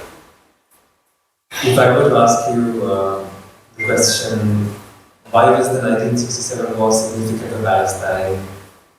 What would your answer be? My answer would be because it was the nail in the coffin of Palestine. The final nail in the coffin of Palestine. We lost the last 22%.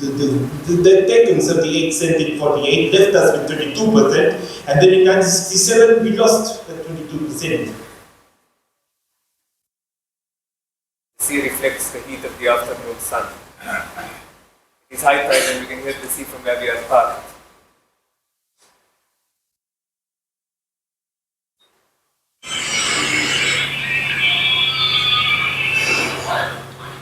Israel's victory was won by herself, alone and unaided.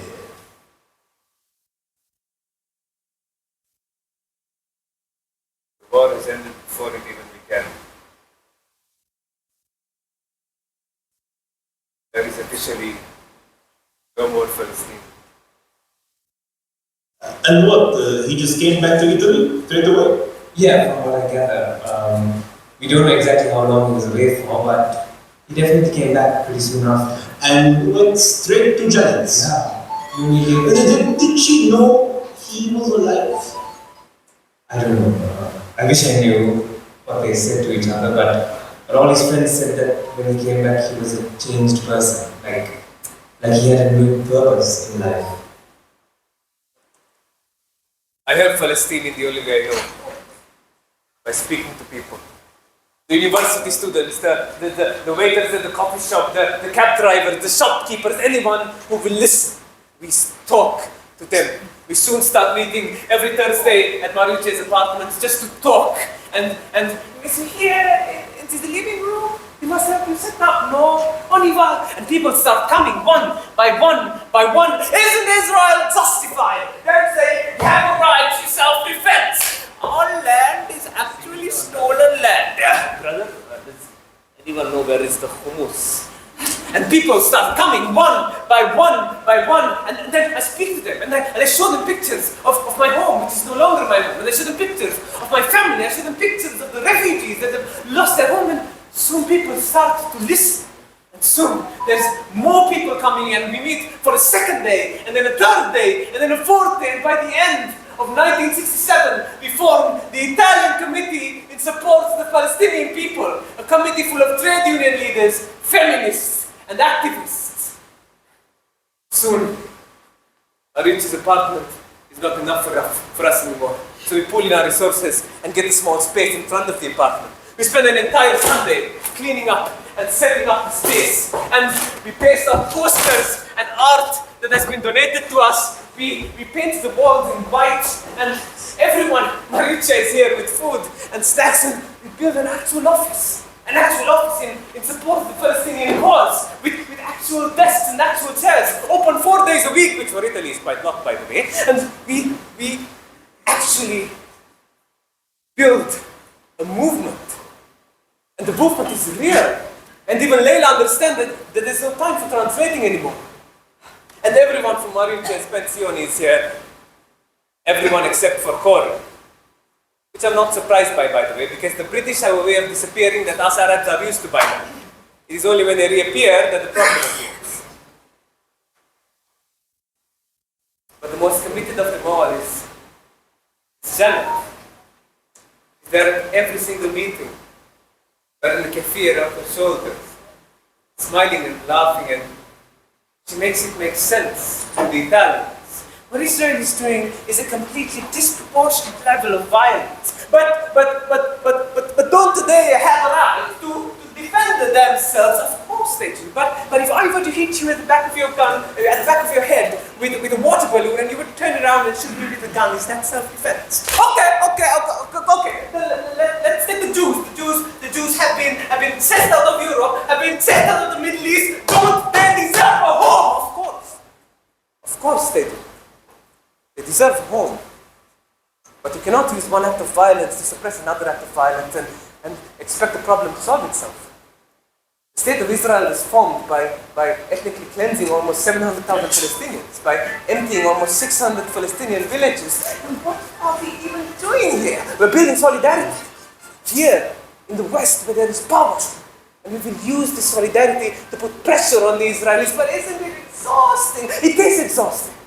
But after a particularly antagonistic encounter with the Italians, when I just thought the Italians weren't going to get it, Janet taps me on my shoulders and she says, "Dice a son in whatever is to come is better than what has gone by." Where did you learn this? I have my ways. February 1972, the movement is going around the world for Palestine! New organizations, new movements, new leaders led by actual Palestinians. Yasser Arafat, Hassan Kanafani, Hannah Mikhail, George Abbas, and things begin to change. Here in Italy, people are discussing liberation while speaking about Kanafani, smoking cigarettes, and a year later, Hannah Mikhail comes to Milan and 20,000 Italians go to watch him speak. 20,000 Italians come to watch a Palestinian speak about Palestine. And just before Janet and I enter to watch him speak, she taps me on the shoulders and she says, "Elijah's son, Milira." But now we have hope. I don't know. You feel hopeful? Hope. Because the world is start looking at our problem from a different point of view.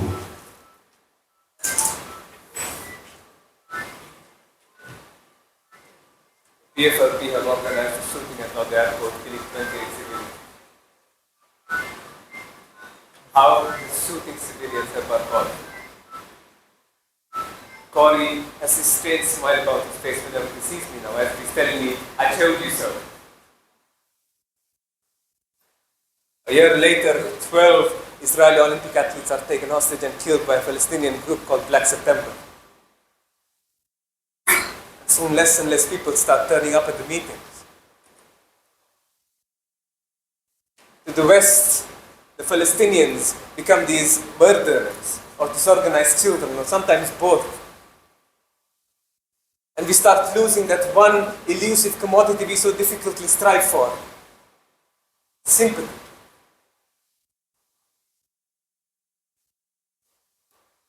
And Israel responds like they usually do, with a disproportionate level of violence.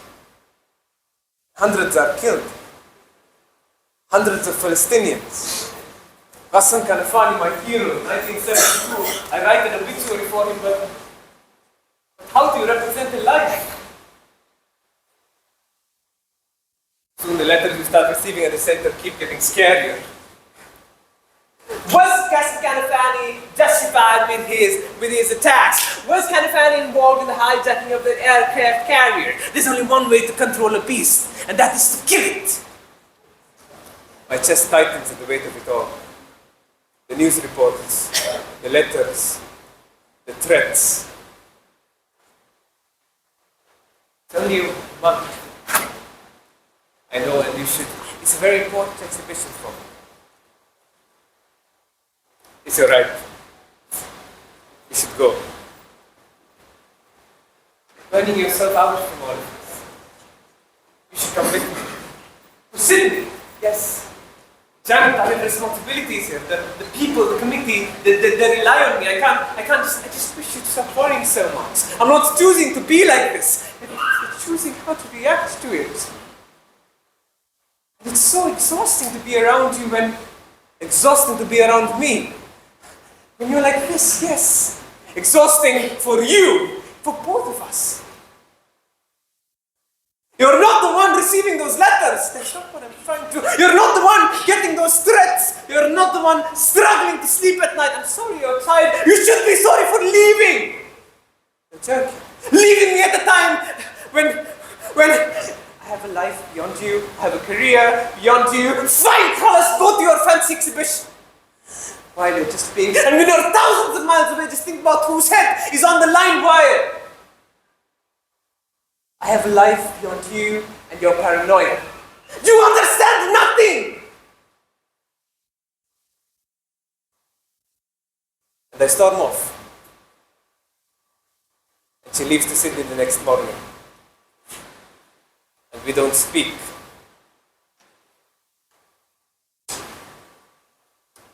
soon it becomes harder to see people. I'm not an angry person and I don't like feeling angry. But the people, they leave you just like that. Amiko, come outside, Bilu! While I finish the last two chapters of Sinbad, I'm leaving it at her doorstep. Wally, the soup is getting cold! And I just want to feel human again. And not an angry Palestinian. It's 20 minutes past 8. We're here at the committee meeting and no one has turned up. At least Leila and Salvatore should have been here by now. Mint tea is getting cold. 8:30, I look outside onto the street. We are in Rio and the streets are empty. Except for a couple holding hands and laughing. 8:40, finally somebody walks in. Buongiorno, I'm looking for Cafe Annabelliano. Do you know where it is? I don't reply. He looks at me strangely. And he leaves. My body decides before my mind does. Alas, it is over. I reach down to the sign at the doorway. I break the soul. I take it one. Mariucci appears at the doorway. One. Mariucci, I'm tired. I can't. Do you know why I call you Kuali? Mariucci, this is not about. Why are you laughing, Mariucci? Amidst all this chaos, Mariucci is laughing. I was so in love. Mariucci, this is not about love. He was the prettiest boy in the whole village. Mia Dio. He had a thick mustache, not like you. Thick one. And he had a high voice like singer. That's why we called him Guali. Mariucci, I was so in love. This is not about love. It's all love. It's always love.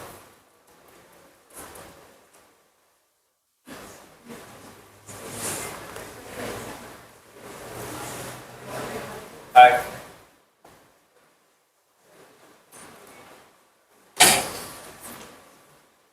It's nice to see you.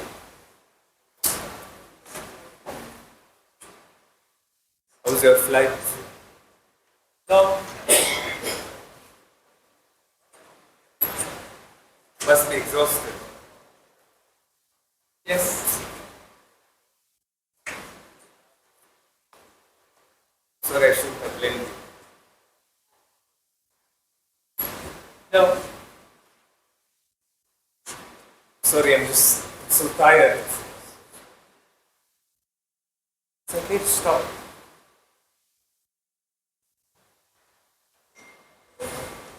Maybe for a while. Maybe for a while.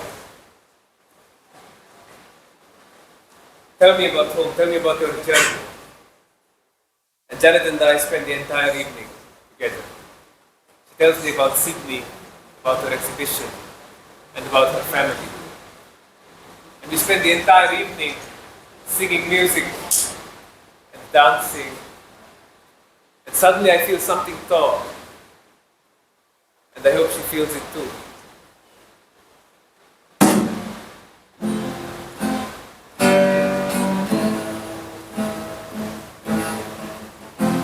Love will by day things right. Sounds like good advice, but I don't know what it's like. Love washes me.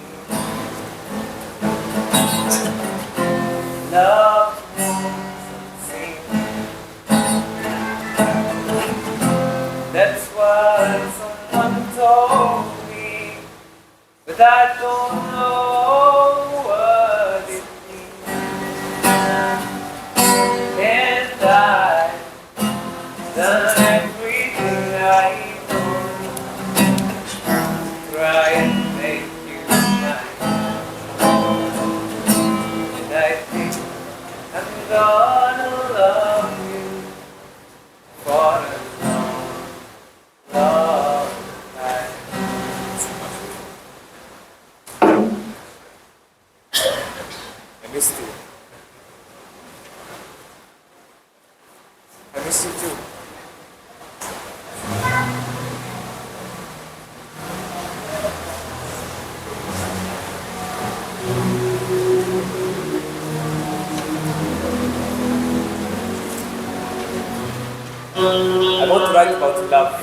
the 1001 Nights. You can write what you want to write, but I'm going to sleep.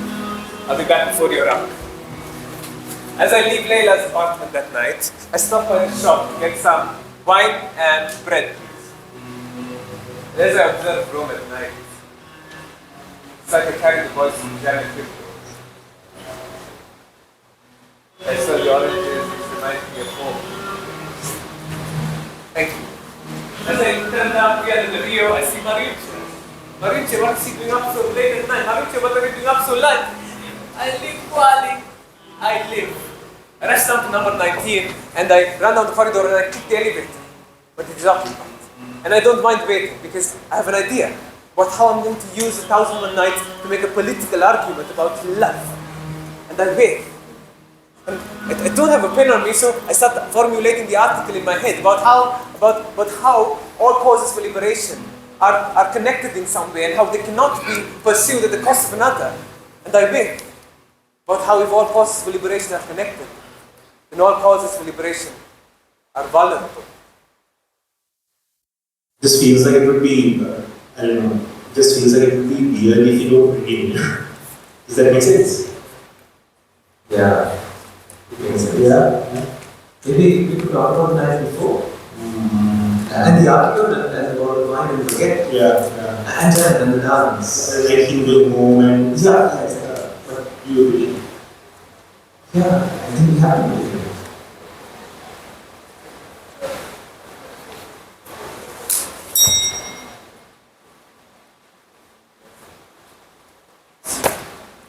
Wal was shot 13 times.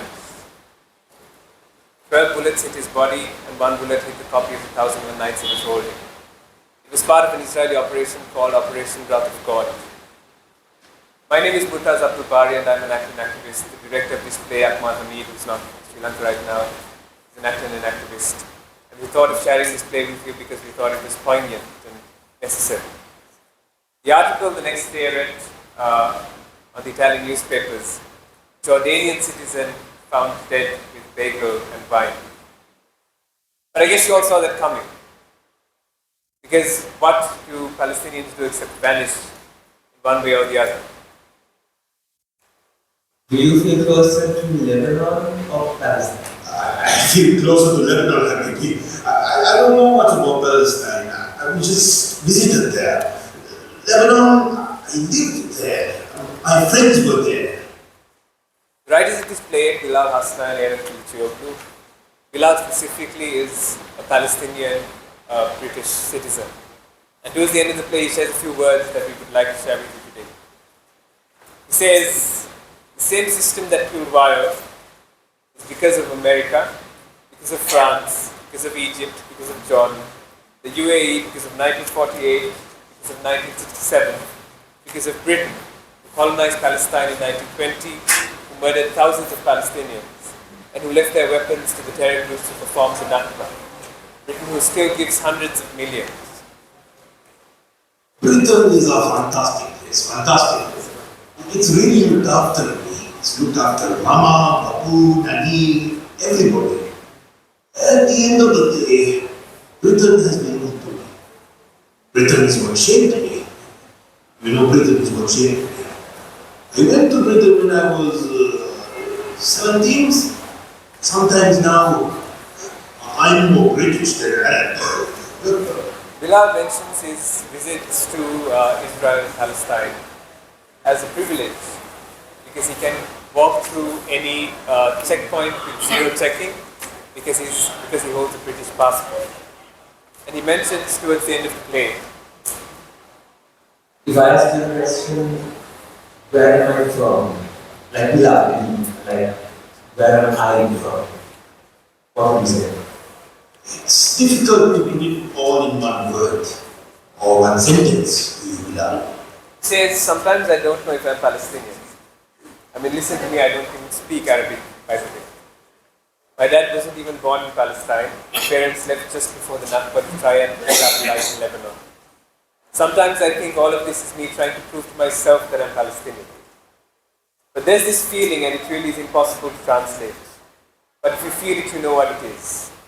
If you're watching this and you're Palestinian, you know what it is. It means you cry when you leave Palestine. and you cry at Al-Aqsa, and you cry when you watch the bombs falling over Gaza. And it really is in your blood and in your bone and in your heart. Weil spent his life keeping that feeling alive, because that feeling is love, and it will never vanish. It's all love.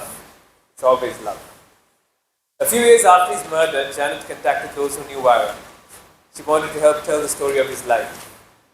Together with those friends, she compiled a series of essays from those closest to him about his life, about Palestine, about opera and music and 1001 Nights, and everything in between. It's called For a Palestinian. There are only a few hundred copies published, but the writers of this period and Bilal were able to source one that traveled 5,000 kilometers to reach them, and we were able to get in touch with them and travel thousands of kilometers to reach us. And it's the only reason we can tell his story, because someone chose to remember it. And now all of us in this room know about it with some creative license. And I don't want you to remember Weil as someone who just got assassinated, because Palestinians are so much more than their deaths. I want you to remember Weil as someone who loved the smell of oranges, the taste of good shelter, as someone who started the Italian committee in support of the Palestinian people, which still exists, by the way, someone who had a sensitivity to the beauty of life in a way all of us could only dream of, as someone who above everything else tried to translate that feeling. Thank you so much, Alba. My pleasure, Bilal, my pleasure. Yani, we need to keep all these stories, for at least as you are doing, to write these stories in a way that the people of the world should know about. So I'm happy. I'm so happy that you asked me about this. And I'm so happy that you tried to make my memory alive again about that period of time. And I'm so happy that you know about what we went through during that time. Because this is important. This is important for the Palestinian people to keep the memory of what happened and to take the lessons for the future, which hopefully will be a good future for us. Inshallah. Inshallah. Inshallah.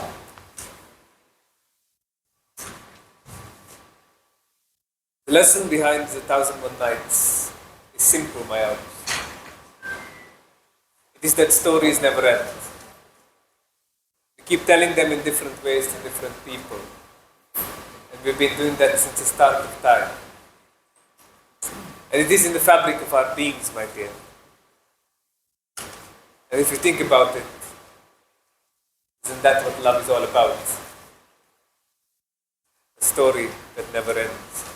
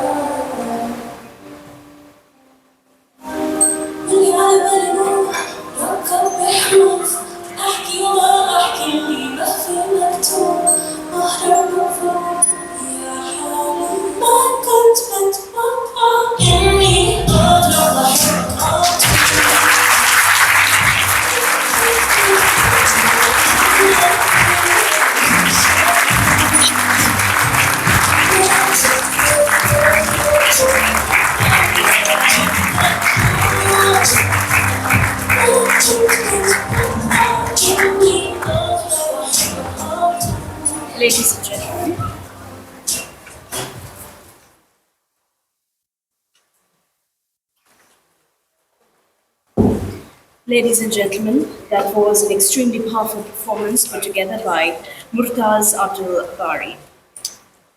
It was a moving reflection of the struggle and the unyielding spirit of Palestinian youth in their fight for freedom, and our sincere thanks to Bari and the entire creative team for such a profound experience. To conclude today's formal program, I invite Mrs. Hannah Ibrahim, Vice President of the Sri Lanka Committee for Solidarity with Palestine and the Editor-in-Chief of Daily and Weekend Express, to propose the vote of thanks. Thank you, everyone. Thank you for staying on to appreciate and enjoy the wonderful play performed by Murtaz. So, respected clergy, religious leaders, its submission, members of Diplomatic Corps, honorable ministers, members of parliament, distinguished guests and all eminent personalities. On behalf of the Sri Lanka Committee for Solidarity with Palestine, it's my honor and privilege to propose a vote of thanks at the conclusion of this deeply meaningful literary and cultural program, Echoes of Palestine. Your presence lends great significance and moral strength to this program and reaffirms the enduring international commitment to justice, dignity, and the rights of the Palestinian people. We are deeply grateful to His Excellency Ihab bin Khalil, Ambassador of the State of Palestine, Sri Lanka, and the Maldives, for his gracious presence and for the close collaboration of the Embassy in organizing Echoes of Palestine. Your Excellency, your steadfast commitment to keeping the Palestinian narrative alive through diplomacy, dialogue, and cultural engagement deeply enriches our collective efforts. We offer our sincere appreciation to Imtiaz Bakimaka, former minister and former co-chairman of the Sri Lanka Committee for Solidarity with Palestine, for authoring the heritage of the homeland trampled by superpower Palestine. This publication, rooted in parliamentary advocacy and moral clarity, stands as a powerful testament to decades of principled engagement with the Palestinian cause and a call for consciousness for the international community. We are deeply honored by the presence and contributions of our distinguished panel of reviewers, Karu Jayasuriya, former Speaker of Parliament, Upul Jayasuriya, former President of the Bar Association of Sri Lanka, Professor Harendra T. Silva, Emeritus Professor, former Chairman of the National Child Protection Authority, and Vidya Jyoti Awardee, and Dr. Dayan Jaytilaka, former Sri Lankan Ambassador and international political analyst. We thank each of you for your thoughtful reflections, intellectual engagement, and principled perspectives, which greatly enriched the discussion and gave deeper meaning to the themes explored in the book.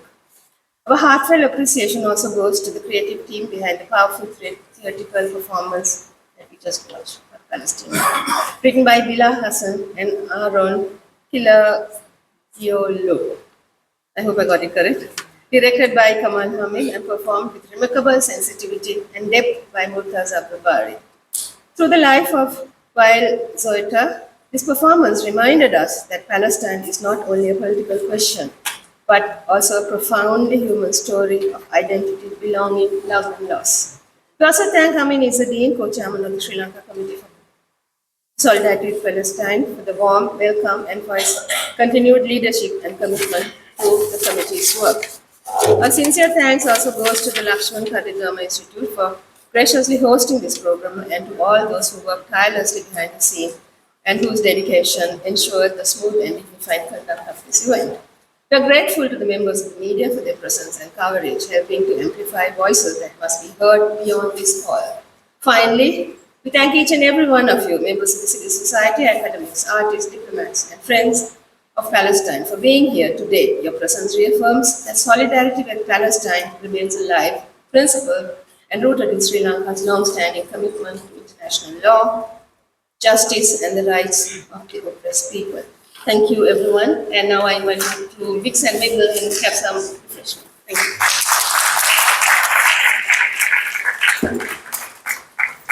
Ladies and gentlemen, that brings our formal program to an end. And on behalf of the Sri Lankan Committee for Solidarity with Palestine and the Embassy of the State of Palestine, we thank you for your presence. Have a pleasant evening.